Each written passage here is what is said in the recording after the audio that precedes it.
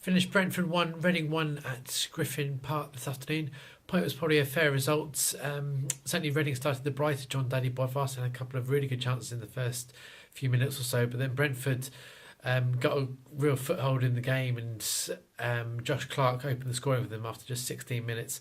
Nice 1-2, carving open the Reading defence, and certainly the hosts enjoyed the better of the first half, and they could have gone more than 1-0 up. Reading held their own though and equalised with 20 minutes to go. A penalty from Liam Kelly, which they thoroughly deserved. Really, they started off the second half much brighter. Jaap Stam obviously gave them a big talking to at half time. He withdrew John Daddy Bodvarsson at the break actually, which was he confirmed afterwards it was a tactical decision, not injury related, and he brought on Roy Behrens, who really made an impact. He caused plenty of trouble down the left hand side, and Sonny Aluko went to a more central position. So that was an interesting thing, given the fact that obviously Bodvarsson was the only fit striker on Reading's books at the moment who's kind of match day fit. So that was an interesting call. But to say Reading created a few chances in the second half.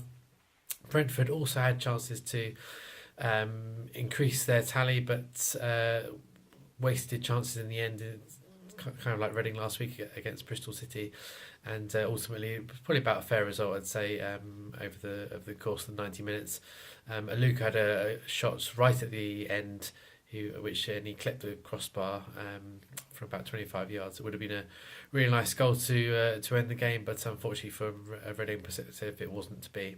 So they move on to Tuesday night. That's against Swansea City at home at Medeski Stadium.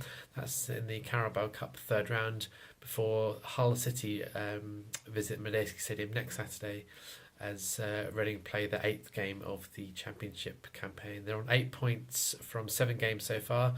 So it's certainly not the best of starts. It's a rather average start, I think, if you look at it on paper, but it's still very early days. Still plenty of football to be played. A few of the new signings, obviously the likes of Dave Edwards. He made his first start today. He did put in a pretty good shift. Jordan Obita was back. He was the first time in a match day squad. He came on as a late substitute. So there's still plenty of time for all these players to gel and bed in, get used to the style of play, and hopefully that Reading can get on a consistent run of results sooner rather than later and work their way up the league.